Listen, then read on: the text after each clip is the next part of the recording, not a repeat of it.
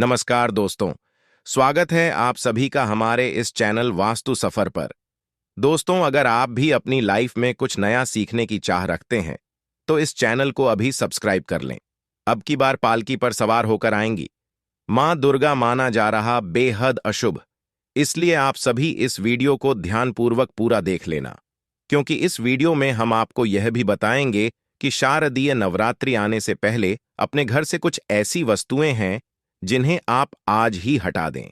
यानी कि नवरात्रि से पहले आप कुछ ऐसी वस्तु हैं जिन्हें अपने घर से पहले ही हटा दें, नहीं तो आप पर माता लक्ष्मी की कोई कृपा नहीं होती है। नमस्कार माताएं एवं बहनों, स्वागत है आप सभी का। आप सभी को हम बता दें कि इस बार नवरात्रि पर 2 तारीख है बताई जा रही है, यानी कि शारदीय नवरात्रि 2 या 3 अक्टूबर। यह किस दिन आरंभ हो रही है तो आपको हम सटीक और सही जानकारी बता देती है कि इस बार शारदीय नवरात्रि कितनी तारीख से शुरू होने जा रही है। माताएं बहनों, बताने से पहले आपसे हाथ जोड़कर निवेदन है कि इस वीडियो को माता रानी के लिए एक लाइक जरूर ही कर चलिए। सभी बातों को बारी बारी से जान लेते हैं। शारदीय नवरात्रि अब की बार 3 अक्टूबर से आरंभ होगी और 11 अक्टूबर को महानवमी होगी। 12वीं नवमी को दुर्गा विसर्जन के साथ इसका समापन होगा। मां दुर्गा इस बार पालकी पर सवार होकर आएंगी, जो कि देश दुनिया के लिए अशुभ प्रभाव का संकेत माना जा रहा है। आइए इस बारे में आपको और विस्तार से बताते हैं। शारदीय नवरात्रि इस साल 3 अक्टूबर से आरंभ होगी और 11 अक्टूबर की महानवमी मनाई जाएगी, जबकि 12 अक्टूबर को दशहरा और मां दुर्गा का विसर्जन किया जाएगा। 3 अक्टूबर को घट स्थापना होने के साथ प्रथम भगवती स्वरूप मां शैलपुत्री की पूजा की जाएगी। पालकी पर सवार होकर आएंगी मां दुर्गा। नवरात्रि में मां दुर्गा किस वाहन पर सवार होकर, यह इस पर निर्भर करता है कि नवरात्रि का शुभारंभ किस दिन से हो रहा है। मंगलवार और शनिवार को नवरात्रि का आरंभ होता है, तो मां दुर्गा की सवारी अश्व यानी कि घोड़ा मानी जाती है। यदि नवरात्रि गुरुवार और शुक्रवार को आरंभ होती है तो मां दुर्गा की सवारी डोली और पालकी मानी जाती है। यदि मां दुर्गा रविवार और सोमवार को आती हैं तो उनकी सवारी हाथी होती है, जो कि सबसे शुभ मानी जाती है। और कमेंट बॉक्स में जय माता रानी अवश्य लिखें या फिर जय शारदीय नवरात्रि जरूर लिखें।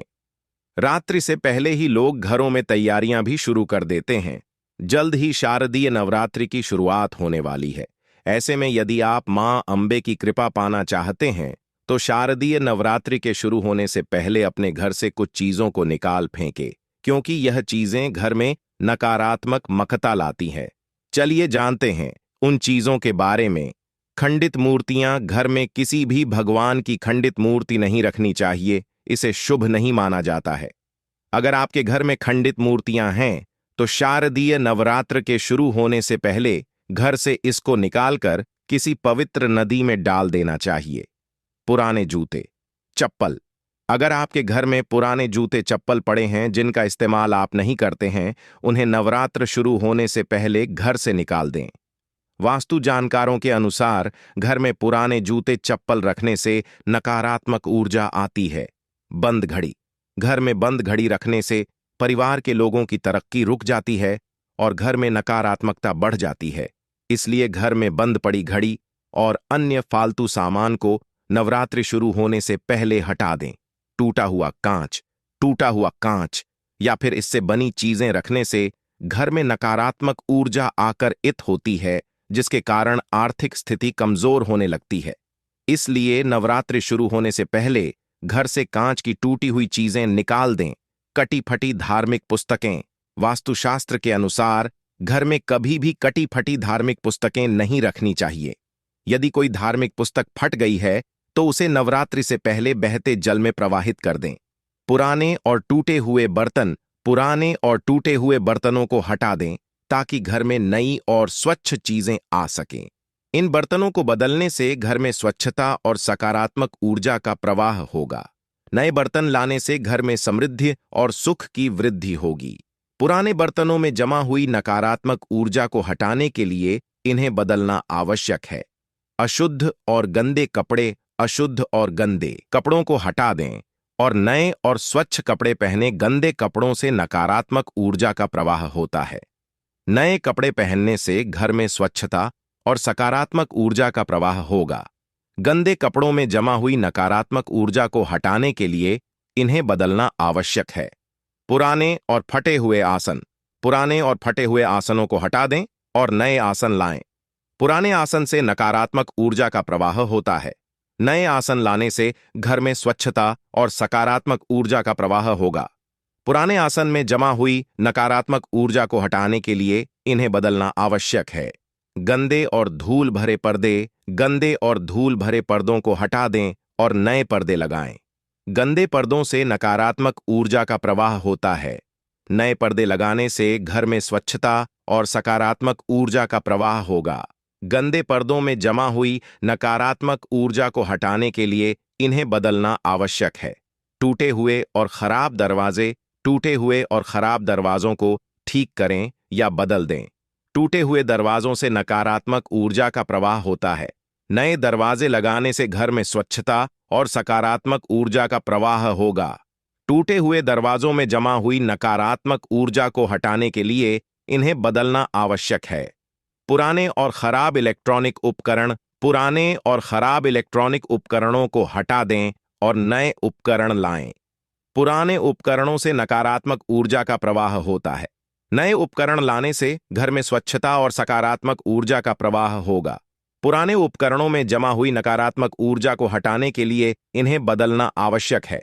गंदे और धूल भरे कालीन। गंदे और धूल भरे कालीन को हटा दें और नए कालीन लगाएं। गंदे कालीन से नकारात्मक ऊर्जा का प्रवाह होता है। नए कालीन लगाने से घर में स्वच्छता और सकारात्मक ऊर्जा का प्रवाह होगा। गंदे कालीन में जमा है पुराने और टूटे हुए फूलदान। पुराने फूलदान में जमा हुई नकारात्मक ऊर्जा को हटाने के लिए इन्हें बदलना आवश्यक है। नए फूलदान लाने से घर में स्वच्छता और सकारात्मक ऊर्जा का प्रवाह होगा। पुराने फूलदान में जमा हुई धूल और गंदगी को हटाने के लिए इन्हें साफ करें और फिर बदलें। फूलदान को बदलने से घर में नई ऊर्जा का प्रवाह होगा और देवी की कृपा प्राप्त होगी। गंदे और धूल भरे पुस्तकालय। गंदे पुस्तकालय से नकारात्मक ऊर्जा का प्रवाह होता है। नए पुस्तकालय लाने से घर में स्वच्छता और सकारात्मक ऊर्जा का प्रवाह होगा। पुराने पुस्तकालय में जमा हुई धूल और गंदगी को हटाने के लिए इन्हें साफ करें और फिर बदलें। पुस्तकालय को बदलने से घर में नई ऊर्जा का प्रवाह होगा और देवी की कृपा प्राप्त होगी। पुराने और टूटे हुए शीशे। इन्हें पुराने शीशों में जमा हुई नकारात्मक ऊर्जा को हटाने के लिए स्वच्छता और सकारात्मक ऊर्जा का प्रवाह होगा। पुराने शीशों में जमा हुई धूल और गंदगी को हटाने के लिए इन्हें साफ करें और फिर बदले शीशे को बदलने से घर में नई ऊर्जा का प्रवाह होगा और देवी की कृपा प्राप्त होगी। गंदे और धूल भरे कारपेट। गंदे कारपेट से नकारात्मक ऊर्जा का प्रवाह होता है। नए कारपेट लाने से घर में स्वच्छता और सकारात्मक ऊर्जा का प्रवाह होगा। पुराने कारपेट में जमा हुई धूल और गंदगी को हटाने के लिए इन्हें साफ करें और फिर बदलें। कारपेट को बदलने से घर में नई ऊर्जा का प्रवाह होगा और देवी की कृपा प्राप्त होगी। पुराने और खराब पड़े हुए बिजली के तार। पुराने तारों से नकारात्मक ऊर्जा का प्रवाह होता है। नए तार लाने से घर में स्वच्छता और सकारात्मक ऊर्जा का प्रवाह होगा। पुराने तारों में जमा हुई धूल और गंदगी को हटाने के लिए इन्हें साफ करें और फिर बदले तार को बदलने से घर में नई ऊर्जा का प्रवाह होगा और देवी की कृपा प्राप्त होगी। इन चीजों को हटाने से घर में स्वच्छता और सकारात्मक ऊर्जा का प्रवाह होगा और देवी की कृपा प्राप्त होगी। नवरात्रि के दौरान घर की स्वच्छता और सकारात्मक ऊर्जा का ध्यान रखना बहुत महत्वपूर्ण है। नवरात्रि के 9 दिन किस रंग के कपड़े पहने? नवरात्रि के त्योहार में रंगों का भी विशेष महत्व होता है।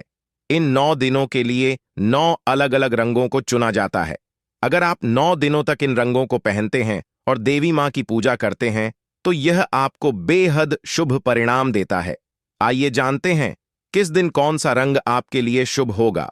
पहले दिन साल 2024 में नवरात्रि के पहले दिन आपको नारंगी रंग के कपड़े पहनने चाहिए। नारंगी रंग को पहनकर पूजा करने से आपको बहुत सकारात्मक महसूस होगा। दूसरे दिन इस दिन सफेद रंग के वस्त्र धारण करें। यह रंग आपको आत्म शांति और बेहतर महसूस करवाने में सहयोग करेगा। तीसरे दिन नवरात्रि के तीसरे दिन लाल रंग को दिनचर्या में जरूर शामिल करें। आप इस रंग का प्रयोग माता की पूजा के लिए भी कर सकते हैं, क्योंकि लाल रंग माता को अति प्रिय होता है। चौथे दिन गहरा नीला रंग नवरात्रि के चौथे दिन सबसे शुभ रहेगा। नीला रंग समृद्धि और शांति लाता है। इस रंग के वस्त्र पहने और माता का ध्यान करें।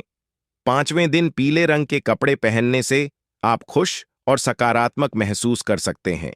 पीला एक नर्म और मन को खुशी देने वाला रंग है, यह आपका दिन अच्छा बनाएगा। छठवें दिन नवरात्रि के छठवें दिन हरा रंग पहने। हरा रंग प्रकृति से युद्ध होता है। यह सभी चीजों के फलदायी, शांतिपूर्ण और स्थिर होने का संकेत देता है।